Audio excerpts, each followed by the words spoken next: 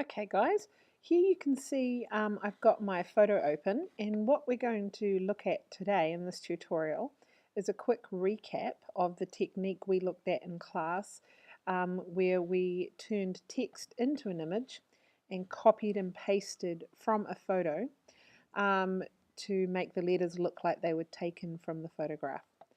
Now over here you can see the photo is open, but I'm going to double click and get rid of our little padlock over here so that we can edit this and it's not linked to the background. Now I go over, I click my text tool. I'm going to click and drag, and you can see up here, remember this is where we look for to see the type of font and to see the size of the font. Now remember, you can type it in if the font in the drop down menu is not big enough. Okay, so I've got mine on 200, it's quite big, and I've got my creepy woody font that we looked at the other day.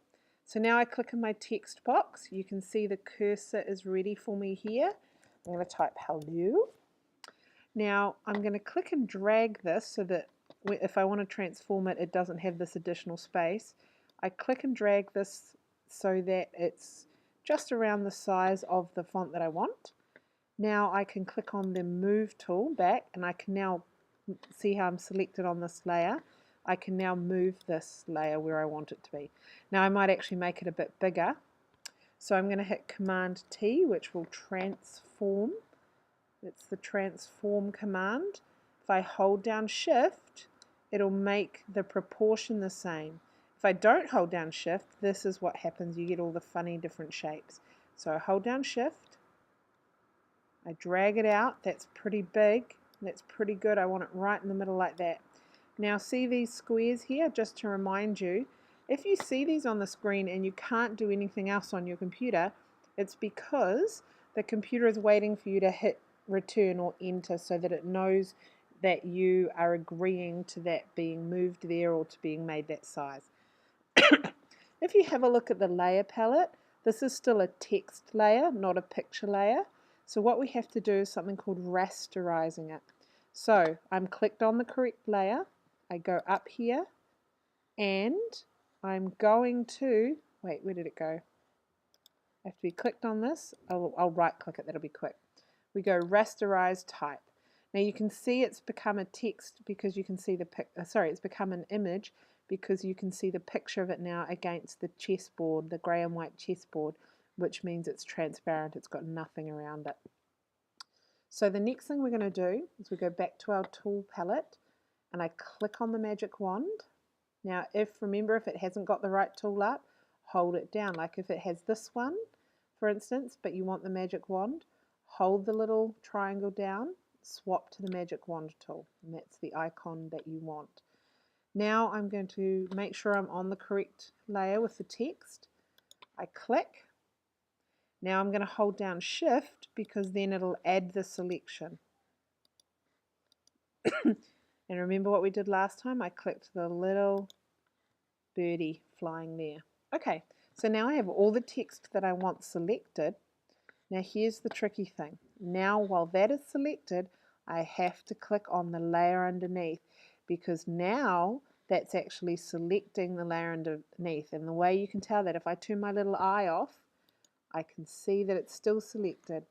Now I'm on that layer because it's dark grey, and I'm going to hit Command C, and then I'm going to hit Command V.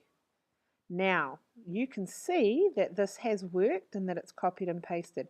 I usually leave the text there but turn the eye off until I'm ready in case I need it again or want to copy it again. So now we have the layer. The next thing we're going to do is we're going to now go down to the bottom of our layers palette and look at the little FX button down here. I click on it and it comes up with these options. Now I want to play a little bit with bevel and emboss, which means that it's going to shape the edges. You can see it's already come up. Now I can either leave it super subtle like that, or I can play with it by dragging the size up and down. It makes it more rounded. You can see the size changing here. I quite like that because I can still see the images underneath, but you can definitely see the change. So I can also change up here. You can see that that's a bit harder. That's almost better, isn't it? Because it's a little bit like the trees. Or I can try Chisel Soft. That's even better. I like that. So I'm going to keep that. I can also, in the same menu, come and play with the drop shadow here. So I'm going to make my drop shadow a bit bigger because I want it a bit more definite. Yep, see, I can make the size. So if I change that, I also can play around with any of these settings, which change the angle of the drop shadow. Okay, so I might not want it quite that big, and I probably want it a little bit smaller because I want it, again, I want to see what's behind. So I go, okay. Okay, so now we've got this. Now if I wanted to, I could then duplicate that layer like we've looked at before. So you can see it duplicating. I go back to my move tool and I'm going to remove it. And now I'm going to make it much smaller so that we play around with scale. Now the other thing I can do is I can make this transparent. So this is the new trick I'm going to show you. I go up here to opacity and I can make it really see-through.